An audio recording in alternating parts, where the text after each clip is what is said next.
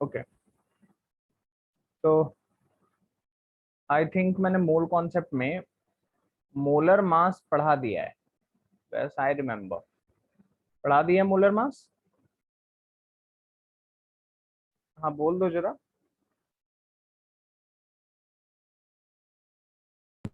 Yes sir.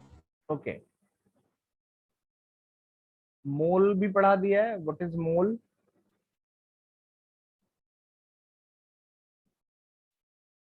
हाँ बोलो भाई। Yes sir. Okay, last topic क्या पढ़ा है जरा मुझे एक बार बताओ। Molar mass. अच्छा, लास्ट टॉपिक मोलर मास पढ़ा है। मोल उससे पहले पढ़ा दिया था, मीन्स अब वो गैद्रो नंबर पढ़ा दिया है मैंने, है ना? Yes sir. गुड। कोई हेडिंग तो नहीं डलवाए थे? No sir. चलो फिर हेडिंग डाल लो, लॉज ऑफ केमिकल कॉम्बिनेशंस। ये तुमको सारे नहीं पढ़ने हैं, ठीक है ना? वैसे तो ढेर सारे लॉज हैं, इन जो बेसिक लॉज हैं वो तुमको पढ़ने हैं, लॉज ऑफ केमिकल कॉम्बिनेशंस। ठीक है, पहला लॉ जो मैं तुमको पढ़ा रहा हूँ वो है law of conservation of mass. Law of conservation of मास, ठीक है। अब बहुत सारे डाउट्स यहाँ क्लियर होते हैं, ठीक है ना। लॉ ऑफ कंजर्वेशन ऑफ मास में सबसे पहले तो ये है क्या, लॉ ऑफ कंजर्वेशन ऑफ मास? तो केमिस्ट्री में लॉज ऑफ केमिकल कॉम्बिनेशन के पॉइंट ऑफ व्यू से जब हम पढ़ेंगे ना लॉ ऑफ कंजर्वेशन ऑफ मास, तो हम पढ़ेंगे that the total mass of the reactants. जैसे दो चीजें हैं, मान लो एक रिएक्टेंट R1 है, दूसरा रिएक्टेंट R2 है, और P1 और P2 दो प्रोडक्ट्स बने हैं। तो हम ये पढ़ेंगे कि जो टोटल मास होगा रिएक्टेंट्स का और जो टोटल मास होगा प्रोडक्ट्स का, वो एक दूसरे के इक्वल होगा। समझ में आ रहा है? ये law of conservation of mass in the laws of chemical combination. बात वही है, इसका मतलब यही हुआ कि matter can neither, mass can neither be destroyed nor created, ठीक है, nor created nor neither destroyed nor created, ठीक है। तो बात वही है, बस क्या है यहाँ पे हम केमिस्ट्री में अलग तरीके से कह रहे हैं, ठीक है ना। तो ये बात लिख लो जरा, और इसी लॉ की वजह से, ठीक है ना, दिस लॉ इम्प्लाइज, इसी लॉ की वजह से हम लोग केमिकल इक्वेशंस को हमेशा बैलेंस करके रखते हैं।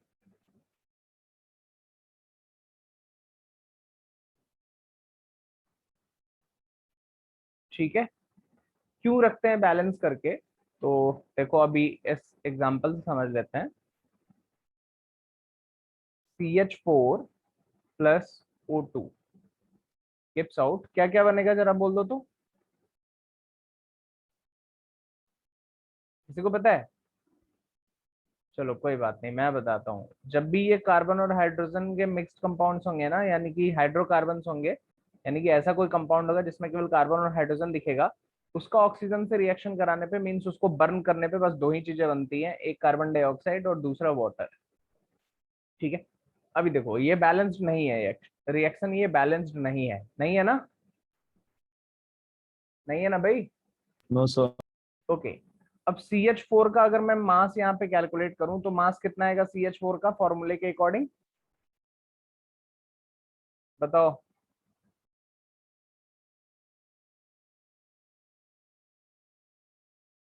बताओ भाई, कितना मास आएगा फॉर्मूले के अकॉर्डिंग CH4 का?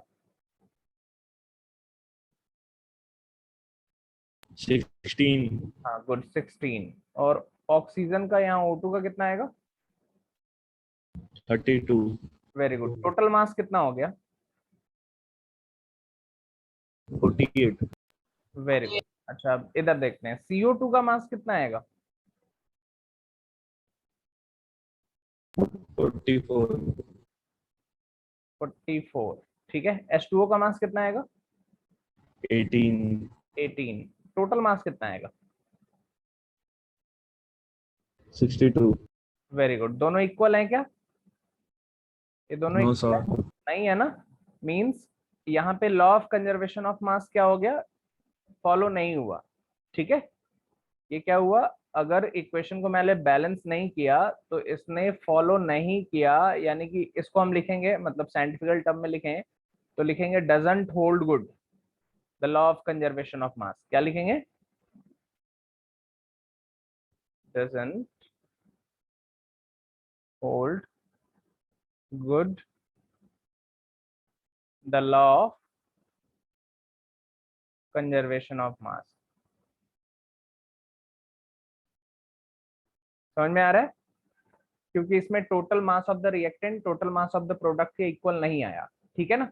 अब जरा इसको बैलेंस कर लेते हैं। जब इस इक्वेशन को बैलेंस करेंगे तो क्या हो जाएगा, जरा बोल दो तो, बैलेंस्ड इक्वेशन इसका, बोलो भाई। चलो नहीं, जरा तुम बताओ इसका बैलेंस्ड इक्वेशन। इस इक्वेशन को बैलेंस करके बताना है, इस इक्वेशन को बताओ।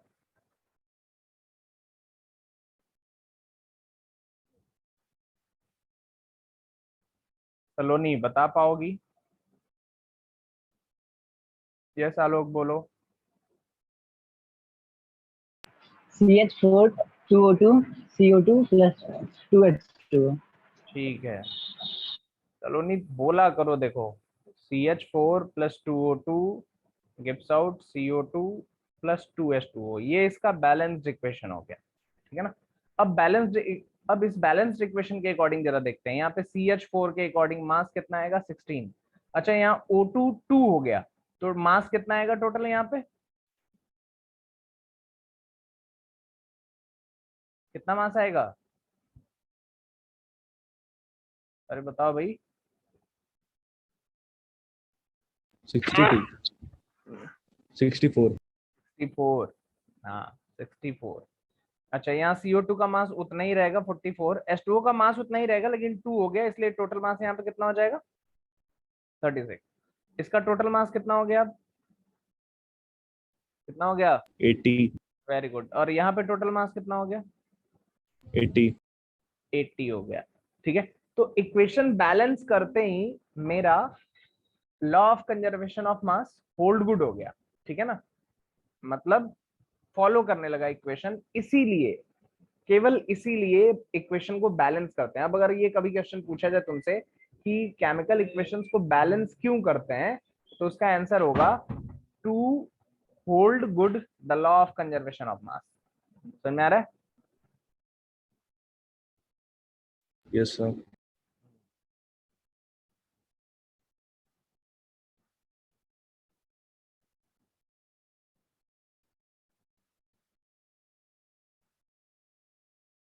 तो law of conservation of mass क्या है, जरा एक बार बता दो तो।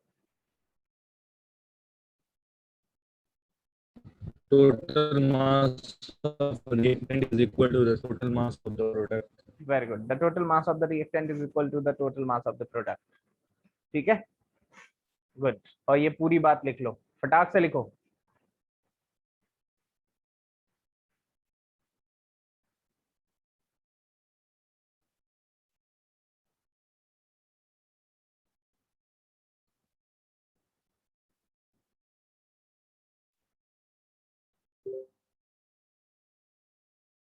ओके अब देखो इसके बाद जो लॉ हम लोग को पढ़ना है,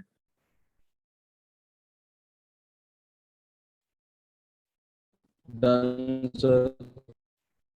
तुम अभी को डन बोल रहे हो, सलोनी तुम्हारा हो गया, yes sir.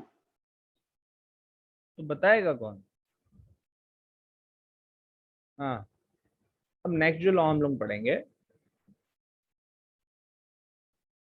Law of constant proportion, या इसी को लॉ ऑफ फिक्स्ड प्रोपोर्शन कहते हैं, लॉ ऑफ फिक्स्ड प्रोपोर्शन, ठीक है। इसी को लॉ ऑफ डेफिनिट प्रोपोर्शन भी कहते हैं, ठीक है।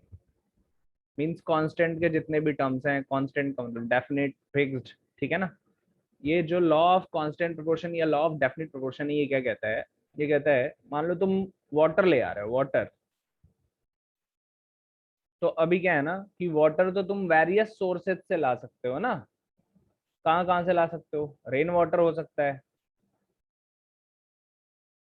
है ना, अंडरग्राउंड वाटर हो सकता है, लैबोरेटरी में वाटर बना सकते हो, लैब प्रिपेयर्ड हो सकता है, ठीक है, और भी किसी सोर्स से ला सकते हो। तुम वाटर कहीं से लेके आओ, वाटर में जो हाइड्रोजन और ऑक्सीजन का प्रोपोर्शन है वो फिक्स्ड रहेगा। मैं बात करूं अगर बाई मास की, तो बाई मास वाटर में हाइड्रोजन और ऑक्सीजन का जो प्रोपोर्शन होगा वो 1:8 रहेगा। तुम कहीं से भी ले आओ, ठीक है, वाटर कहीं से भी ले आओ, हाइड्रोजन और ऑक्सीजन का जो वाटर में प्रोपोर्शन होगा बाई मास वो 1:8 रहेगा, ठीक है। फॉर्मूला इसीलिए उसका हमेशा ही H2O होता है, फॉर्मूला उसका यूनिवर्सल है, चाहे कहीं से भी वाटर ले आओ फॉर्मूला उसका H2O ही होगा, ठीक है ना। इसी को कहते हैं लॉ ऑफ कांस्टेंट प्रोपोर्शन। किसी कंपाउंड का जो फॉर्मूला होता है वो फिक्स्ड रहता है, वो यूनिवर्सल है, ठीक है। क्यों है? क्योंकि उस कंपाउंड में जो एलिमेंट्स हैं उनका प्रपोर्शन जो है वो कांस्टेंट होता है, सोर्स पे डिपेंड नहीं करता। बात समझ में आ गई? क्या है law of constant proportion? Clear Yes, है? sir. गुड। तो जरा स्टेटमेंट में इसको जब लिखेंगे तो स्टेटमेंट में लिखेंगे the proportion of various elements in a compound is always fixed and does not depend on the source of the compound। ठीक है, लिख लोगे और एग्जाम्पल के लिए यही लिखोगे।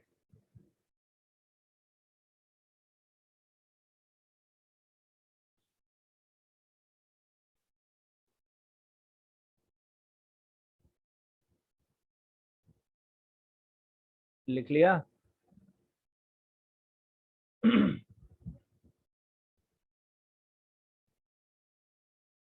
Yes, sir. ओके, अच्छा, अभी देखो जरा, अब यहीं पे एक चीज और सीख लो, ठीक है। मास रेशियो कैसे निकालते हैं, ठीक है। ये जो मैंने हाइड्रोजन और ऑक्सीजन का रेशियो निकाला है वो कैसे निकाला है, ठीक है। तो वाटर का फॉर्मूला क्या है? H2O है, ठीक है।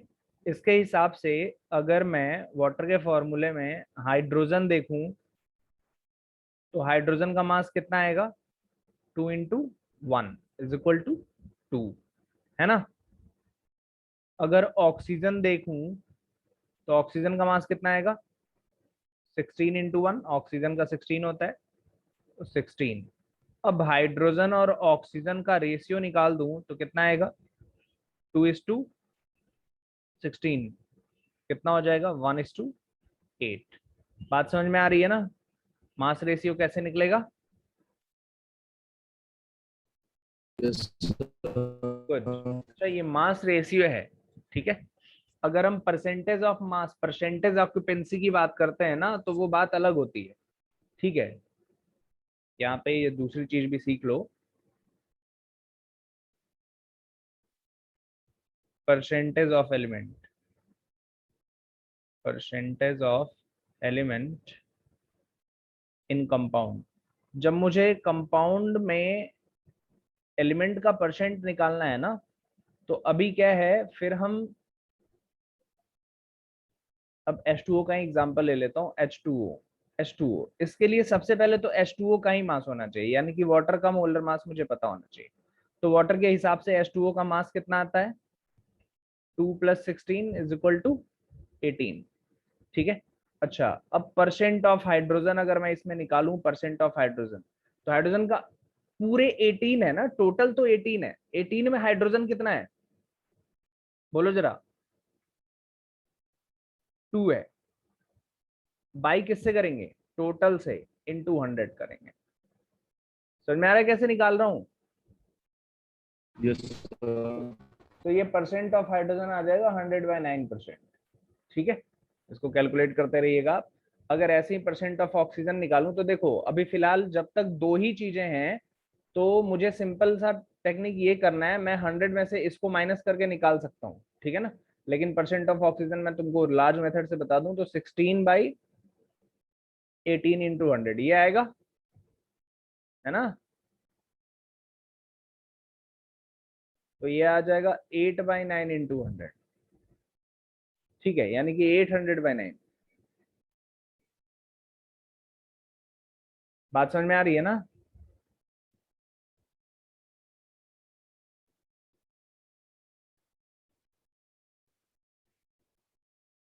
ठीक है, जब percent of element in compound निकालेंगे तो हम क्या करेंगे, हम रेशियो जो निकालेंगे ना वो टोटल मास से साथ निकालेंगे।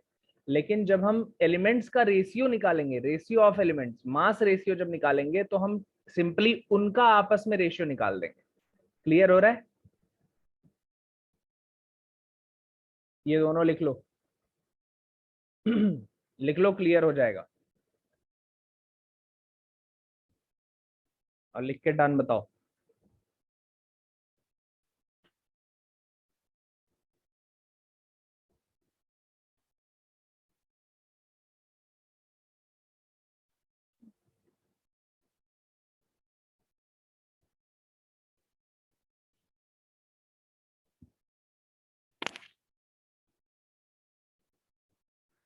डन।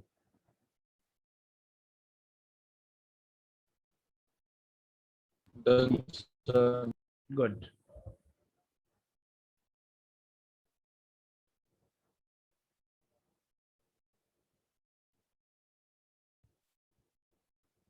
अब देखो, आगे जो चीज तुमको पढ़नी है ना, अब सीधे मैं तुमको मोल कॉन्सेप्ट पढ़ाऊंगा, और कोई लॉ ऑफ केमिकल कॉम्बिनेशन तुम्हारे सिलेबस में है नहीं। केमिकल कॉम्बिनेशन के भी बहुत सारे लॉ हैं, ठीक है ना। लॉ ऑफ इनवर्स प्रोपोर्शन है, ठीक है, गेल-लुजैक्स लॉ है, तो गेल-लुजैक्स लॉ है तुम्हारे सिलेबस में, लेकिन वो यहाँ पे नहीं, वो मोल कॉन्सेप्ट में पढ़ाऊंगा मैं तुमको, ठीक है। ये लॉ ऑफ गैसियस कॉम्बिनेशन भी कहते हैं। तो एक काम करो, बल्कि लॉ ऑफ गैसियस कॉम्बिनेशन पढ़ लो, हेडिंग लिखो लॉ ऑफ गैसियस कॉम्बिनेशन।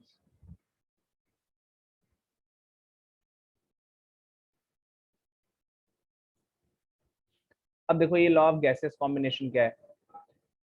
ये लॉ ऑफ गैसियस कॉम्बिनेशन कहता है कि जब भी दो गैसेस आपस में कंबाइन होंगी, ठीक है ना, फॉर एग्जांपल H2 और O2 आपस में जब कंबाइन होते हैं तो क्या बनाते हैं, एक काम करते हैं, ये H2 और O2 वाला नहीं लेते हैं, ये थोड़ा सा ऑड हो जाता है, N2 और O2 लेते हैं, ठीक है। क्या बनाएंगे ये, किसी को पता है, चलो मैं बताता हूँ। NO2. NO भी बन पहले सकता है सर। पहले NO बनाएंगे, ठीक है ना। NO, yes NO। Initially NO बनाएगा, फिर और ज्यादा ऑक्सीजन से रिएक्ट कराओगे तो NO2 भी बनेगा, ऐसा नहीं कि NO2 नहीं बनेगा, वो डिपेंड करता है कि ऑक्सीजन यहाँ किस अमाउंट में अवेलेबल है, ठीक है। तो मैं सिंपल वाला ले रहा हूँ, N2 + O2 gives out NO, तो बैलेंस करने के लिए मुझे यहाँ 2 लिखना पड़ेगा, ठीक है। अब क्या है, लॉ ऑफ गैसियस कॉम्बिनेशन कहता है कि ये N2 और O2 1:1 के ही रेशियो में कंबाइन होंगे हमेशा टू फॉर्म 2NO। यानी कि जब भी N2 और O2 को मिला के 2NO ले आना है, तो यहाँ पे देखो N2 के पहले कुछ नहीं लिखा है, मीन्स यहाँ 1 है, और यहाँ भी O2 के पहले कुछ नहीं लिखा है, मीन्स यहाँ 1 है, तो ये 1:1 के रेशियो में है ना।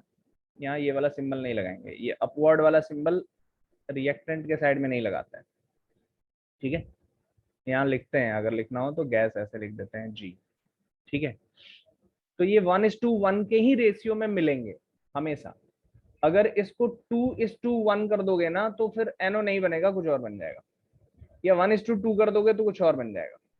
समझ में आ रहा है, ठीक है। लॉ ऑफ गैसेस कॉम्बिनेशन क्या कहता है, gases combine in fixed ratio two form a particular compound. समझ में आया, लिख लो, gases reacts with each other in fixed ratio to form a particular compound.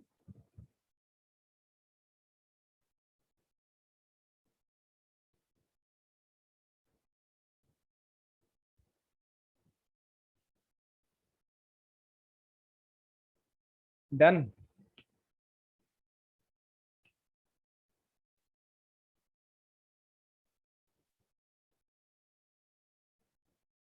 हो गया।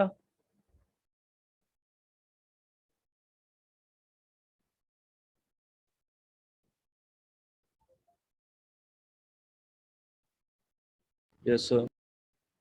इस पे बेस्ड क्वेश्चंस आते हैं तुम्हारे, डायरेक्टली इस पे बेस्ड क्वेश्चन आता है, ठीक है। अब जब ये पढ़ाई दिया है तो अवोगाद्रोस लॉ भी पढ़ लो जरा, ठीक है। अवोगाद्रोस लॉ, अब अवोगाद्रोस लॉ क्या है?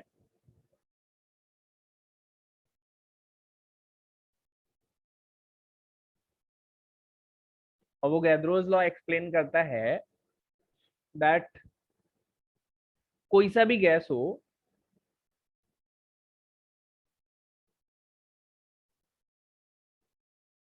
कोई सा भी गैस हो, अगर उसका 22.4 लीटर ले लिए एसटीपी पे, a gas at STP 22.4 litres, ठीक है, तो उसमें पक्का 1 मोल पार्टिकल्स होंगे। कितने पार्टिकल्स?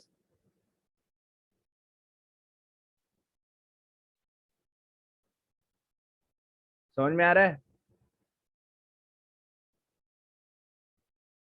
अगर कोई गैस एसटीपी पे लिया है 22.4 लीटर, ठीक है, इसको मैं थोड़ा स्टेटमेंट को ठीक कर देता हूं।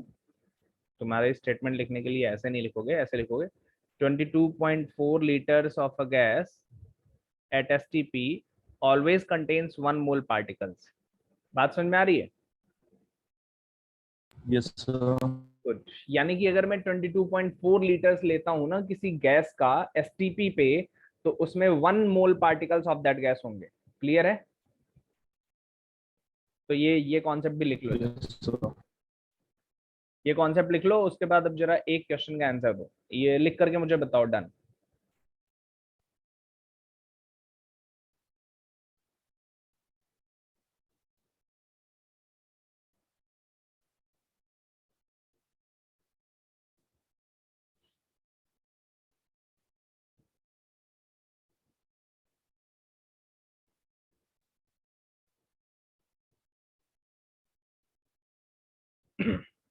Done, sir. ओके, अभी जरा बताओ, अगर मुझे 4 लीटर एनओ बनाना हो, if I need to prepare 4 litre of NO, then मुझे कितना लीटर N2 और कितना लीटर O2 लेना होगा according to the above reaction?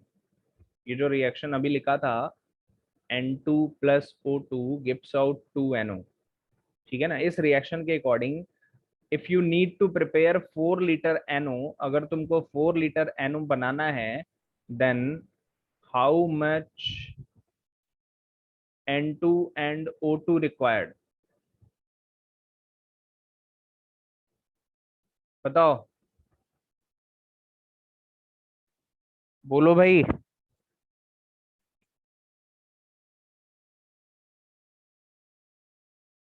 किसी को पता है? कोई बता पाएगा?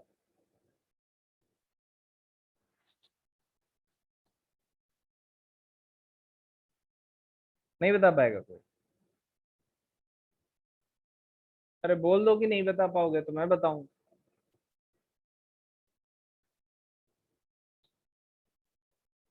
अरे इस इक्वेशन से क्या क्लैरिटी मिल रही है? इस इक्वेशन से क्लैरिटी मिल रही है कि 1 ये और 1 ये तो 2 ये, मींस मैंने यही तो कहा फिक्स्ड वॉल्यूम्स में मिलते हैं। 1 ये तो 1 ये तो 2 ये मिलता है, ठीक है। मतलब क्या है इसका? अगर मुझे 4 लीटर एनओ चाहिए तो मुझे कितना लीटर N2 चाहिए होगा?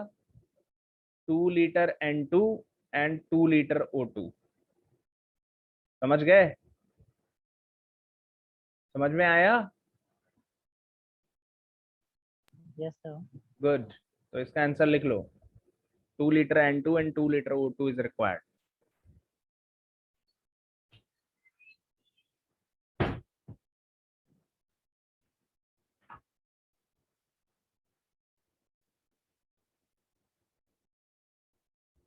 डन।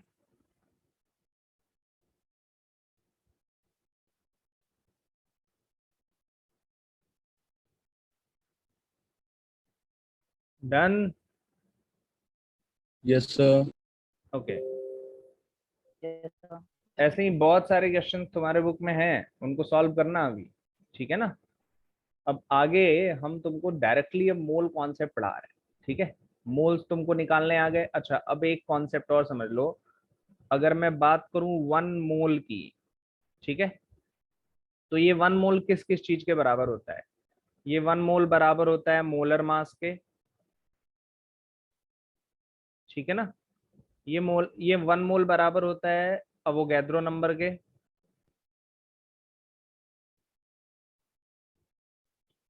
ठीक है। और ये 1 मोल बराबर होता है 22.4 लीटर एट एसटीपी के। समझ में आ रहा है?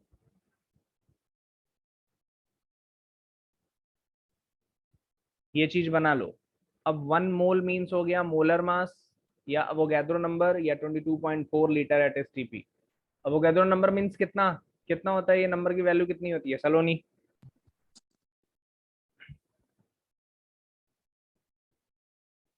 सलोनी 6.022 into 10 to the power 23. Very good, 6.022 into 10 to the power 23, ये होता है एवोगैड्रो नंबर का वैल्यू। वेरी गुड, इसको लिख लिया ना, और इसको समझ डाला तो लाइव जिंगा लाला, ठीक है। क्योंकि मोल कॉन्सेप्ट में यही हेल्पफुल होगा समझने में। अब मोल कॉन्सेप्ट में दो टाइप से मोल कॉन्सेप्ट पढ़ाता हूँ, तुम्हारे बुक में जैसे भी दिया हो मुझे इससे कोई मतलब नहीं है। मोल कॉन्सेप्ट में दो कैटेगरीज में कैटेगराइज करके पढ़ाता हूँ। पहला मैं मोल कॉन्सेप्ट पढ़ाऊंगा फॉर मॉलिक्यूल्स, मॉलिक्यूल्स के लिए, ठीक है। और दूसरा मोल कॉन्सेप्ट पढ़ाऊंगा मैं फॉर रिएक्शंस, रिएक्शंस के लिए, ठीक है ना। अब ये जो दो टाइप्स के मोल कॉन्सेप्ट है वो क्यों है, तो अभी बेसिकली तुमको समझ में आ जाएगा। फॉर मॉलिक्यूल से क्या मेरा मतलब है, यहाँ पे बस एक ही कॉन्सेप्ट तुमको समझना है, कॉन्सेप्ट समझना है, ठीक है ना। क्या कॉन्सेप्ट है? कॉन्सेप्ट ये होगा कि अगर किसी का फॉर्मूला, किसी का अगर मॉलिकुलर फॉर्मूला मान लो है A2BC3D4, क्या फॉर्मूला है बोलो जरा, क्या फॉर्मूला हुआ? A2BC3O4 D4 D4 ये उस कंपाउंड का मॉलिकुलर फार्मूला है, जिस भी किसी भी कंपाउंड का मॉलिकुलर फार्मूला, ठीक है ना। तो अगर इस कंपाउंड का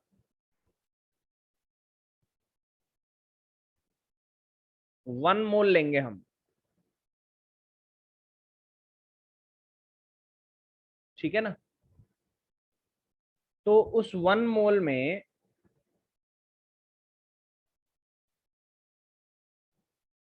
ए के 2 मोल्स होंगे। ए के कितने मोल्स होंगे? 2 मोल्स। बी के कितने मोल्स होंगे जरा फॉर्मूला देख के बताओ जिसको समझ में आया। 1 1। सी के कितने मोल्स होंगे? 3 वेरी गुड। और डी के कितने मोल्स होंगे? 4 वेरी गुड, बात समझ में आ गई? yes sir ठीक है, ये है तुम्हारा molecular formula, moles concept for the molecules, molecules के लिए मोल कॉन्सेप्ट। अब यहाँ पे सिंपली मॉलिक्यूल्स के लिए जब मोल कॉन्सेप्ट की बात आती है ना, तो आयंस पूछे जाते हैं, एलिमेंट नहीं पूछे जाते, ठीक है। ये पे मैंने एलिमेंट्स के बारे में बता दिया, तो बेसिकली तुमसे जो क्वेश्चन पूछा जाएगा ना वो आयंस पे बेस्ड पूछा जाएगा, ठीक है। तो एक क्वेश्चन भी इसका सॉल्व कर लेते हैं हम लोग, ठीक है ना। रिएक्शन वाला बाद में पढ़ाऊंगा, पहले इसका एक क्वेश्चन सॉल्व कर लेते हैं। इसको लिख लो पहले, लिख के मुझे डन बताओ और जल्दी बताओ।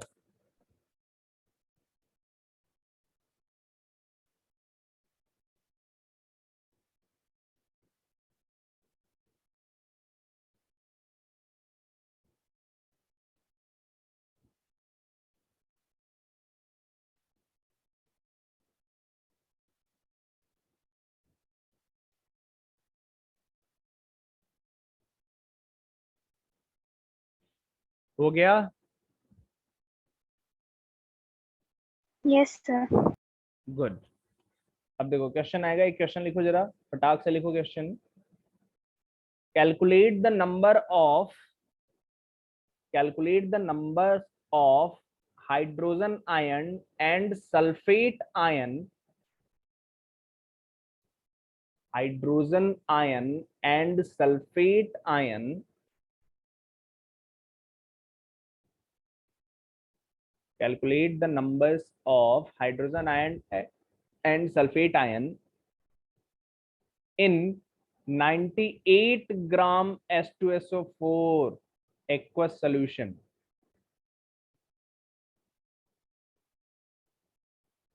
ग्राम H2SO4, यहाँ पे 98 ग्राम H2SO4 है और उसको एक्वस यानी कि वाटर में डाल करके सोल्यूशन बना दिया गया। ठीक है, क्वेश्चन समझ में आ रहा है? तुमको बताना है कि इसमें H2SO4 में ये जो 98 ग्राम H2SO4 लिया है तुमने, इसमें हाइड्रोजन आयन कितने और सल्फेट आयन कितने हैं? तो अब देखो जरा, पहले फॉर्मूले को देखना होगा, ठीक है ना। फॉर्मूले के अकॉर्डिंग मुझे यहाँ पे हाइड्रोजन आयन अगर मैं लिखूं तो होगा H प्लस, सल्फेट आयन लिखूं तो होगा SO4 2 माइनस। ठीक है, अब क्या है, यहाँ से मैं देख रहा हूँ यहाँ H2 है, यहाँ मेरा केवल एक H लिखा है तो यहाँ 2H प्लस लिखना पड़ेगा। मीन्स अगर इसका 1 मोल आएगा ना तो मुझे हाइड्रोजन आयन कितना मिलेगा, 2 मोल, और इसका 1 मोल आएगा तो सल्फेट आयन कितना मिलेगा, 1 मोल। ये मिलेगा 2 मोल पर मोल ऑफ H2SO4। क्लियर है? अब देखो तुम्हारे क्वेश्चन में कुछ भी दिया हो, तुमको सबसे पहले मोल निकालना होता है, ठीक है ना। तो मेरे गिवन के अकॉर्डिंग छोड़ो, मैं सीधे सोल्यूशन लिख रहा हूँ, ठीक है। मुझे मोल्स ऑफ H2SO4 निकालने हैं, वो कितना मिलेगा, तो उसके लिए मुझे क्या करना होगा, given mass upon molar mass, ये बता रखा है ना मैंने। जो मोल्स निकालने के लिए, नंबर ऑफ मोल्स निकालने का फॉर्मूला है ये, given mass upon molar mass. Given mass 98 है और H2SO4 का मोलर मास भी 98 होता है, ठीक है। तो मोल्स आ गए 1, मोल्स कितने आ गए, 1, ठीक है। अभी क्या है, 1 मोल H2SO4 मिल गया मुझे, तो 1 मोल H2SO4 मीन्स H प्लस कितना होगा, 2 मोल H प्लस होगा। 2 मोल H plus means 2 into 6.022 into 10⁻23 H plus. Number of H plus पूछा है तुमसे, ठीक है।